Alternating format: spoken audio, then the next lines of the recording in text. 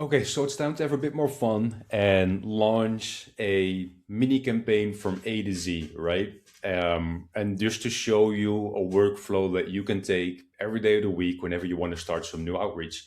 Now, in our case, we're going to use Clay. They have an official connected to Claude, and there are many data providers and other sales tools under the sun.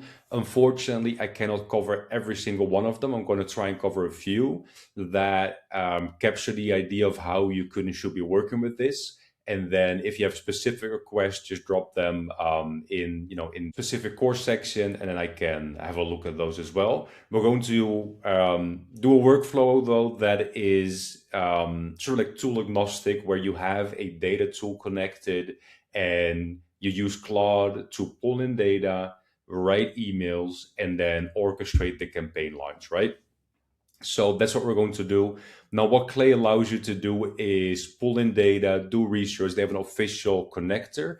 If the tool that you want to use does not have an official connector, and look at the MCP video, so the MCP section where I talk about connecting an existing MCP, even creating an MCP if it doesn't exist yet. So, with that out of the way, if your tool does have a connector, then or once you have your tool connected by watching the MCP stuff, then this is how it works. So you can find pretty much anything that you want.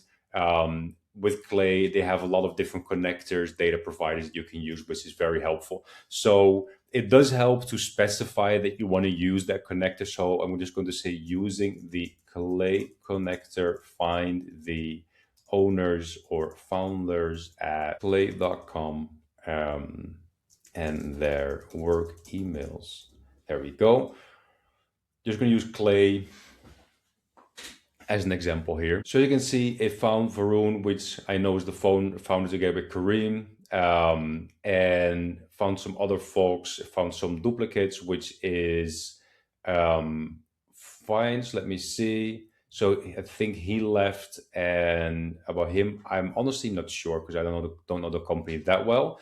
You could say they have some buttons here. You don't find this with every connector, but for example, find thought leadership. Great. Let's see if we can find something. The whole point is that then we have their work emails. I see them there. I won't expose them. Hopefully, let's see where the connector takes us. But I'm trying not to. Is doing some research on them now. That's great. Clay does that, but obviously we have a skill for that as well, right?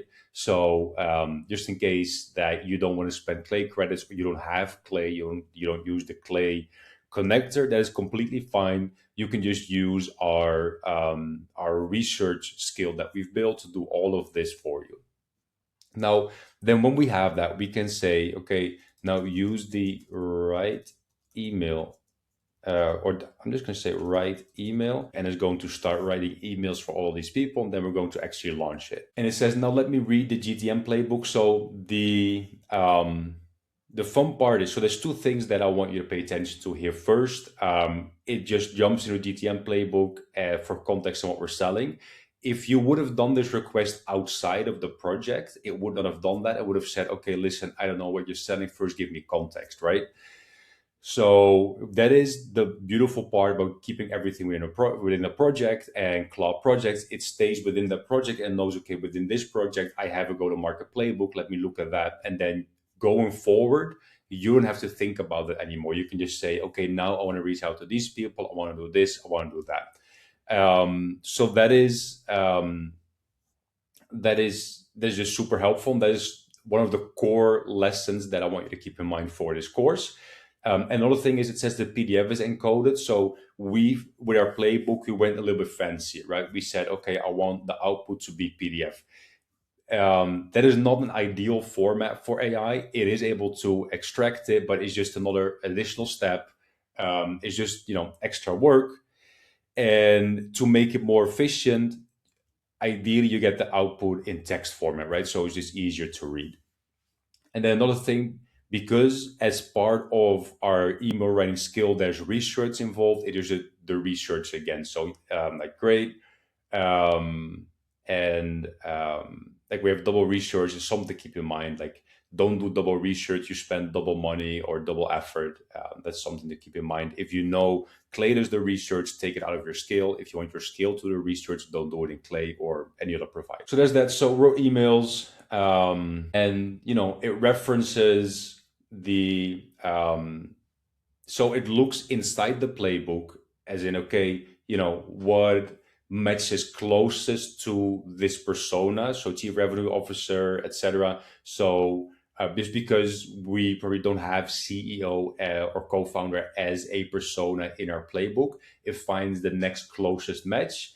It found a lot of signals, so it started looking online, found different signals about how the company is looking to move up market, 6 times revenue growth, 3.1 billion, which is kind of wild, Series C, etc. So it's then using all of that for the email, and the email itself was just great. Like it, what I really like about the frameworks that I've built over time, and what I mostly like about how AI is really following it, is that, okay, it starts with an observation, then it ties that into like a potential pain point that is relevant, right? So, okay, you're moving from PLG to enterprise sales. Okay, but most teams scaling that fast just find their outbound messaging drifts as the team grows. What works with the smaller companies that you used to go after, now you're going after enterprise. It just doesn't really land with them, which makes sense. And then so some teams are fixing that by pitching your solution. Our case, our solution is Octave, right? If I remember that correctly.